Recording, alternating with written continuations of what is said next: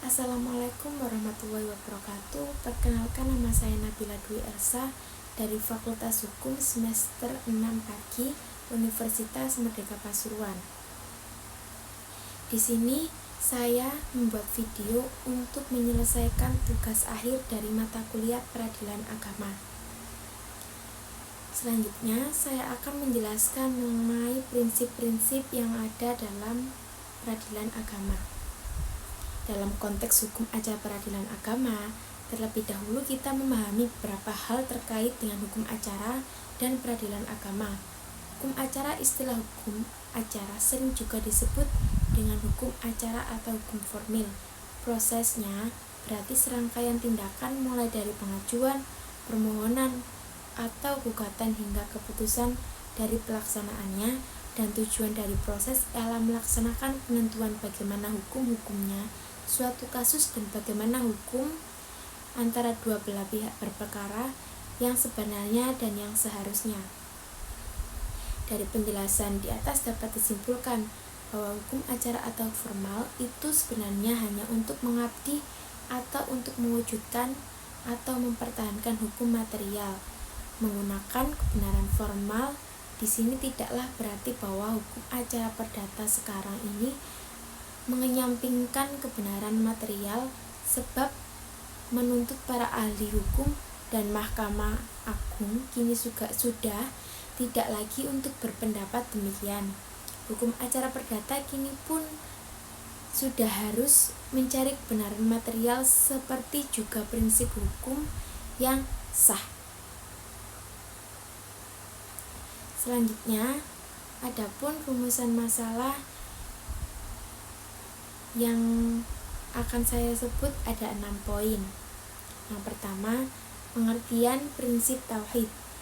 Prinsip tauhid menyatakan bahwa manusia ada di bawah satu ketetapan yang sama, yakni mengesahkan Tuhan, yaitu Allah Subhanahu wa Ta'ala, dalam artian hanya Dialah yang harus ditaati dalam hukum-hukumnya. Berdasarkan prinsip ini, maka pelaksanaan hukum Islam merupakan ibadah dalam arti penghambaan manusia dan penyerahan dirinya kepada Tuhannya, yaitu Allah Subhanahu wa Ta'ala. Sebagai manifesti pengakuan atas keesaan dan prinsip tauhid adalah prinsip yang menghimpun seluruh manusia kepada Allah Subhanahu wa Ta'ala. Poin yang kedua, pengertian prinsip keadilan. Prinsip keadilan ini sangat relevan dengan lembaga peradilan karena tujuan orang datang ke pengadilan tiada lain untuk menuntut keadilan yang merasa sudah dirampas oleh Allah Subhanahu wa Ta'ala, memerintahkan manusia untuk berlaku adil dalam segala hal. Perintah ini terutama ditujukan kepada mereka yang diberi tugas memegang kekuasaan atau yang mempunyai hubungan dengan kekuasaan, seperti para pemimpin, hakim, mufti, dan sebagainya. Poin yang ketiga ada prinsip amar ma'ruf nahi mungkar.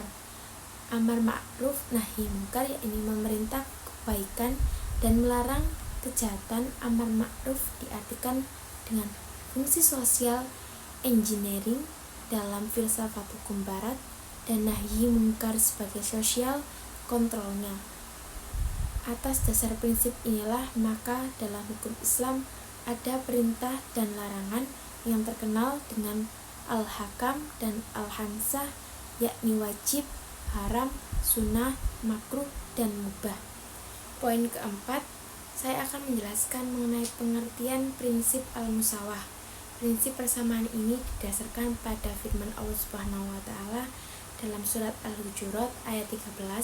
Persamaan di depan pengadilan merupakan prinsip hukum acara dalam peradilan di masa Umar bin Khattab. Sehingga dalam suratnya kepada Abu Musa al-Asy'ari, beliau berkata, "Perlakukanlah sama manusia atau para pihak di majelismu di hadapan kamu dan dalam putusanmu, sehingga orang mulia tidak akan tamak akan kecuranganmu dan orang yang lemah tidak akan putus asa dari keadilanmu." Selanjutnya ada poin kelima, yaitu prinsip al-ta'awun. Ta'awun berarti tolong-menolong atau bantu-membantu antara sesama manusia. Tolong-menolong ini diarahkan sesuai dengan prinsip tauhid, yakni dalam upaya meningkatkan kebaikan dan ketakwaan kepada Allah Subhanahu wa taala. Prinsip ini didasarkan pada firman Allah dalam surat Al-Maidah ayat 2 dan surat Al-Mujadalah ayat 9. Pelaksanaan tugas hakim di pengadilan pada hakikatnya harus dilandasi dengan tolong-menolong sesama manusia. Dalam poin ke-6, adapun prinsip kemerdekaan atau kebebasan, atau dalam bahasa Arab ada al-hurriyah. Kebebasan dalam Islam dijamin baik kebebasan individual maupun kebebasan secara kolektif.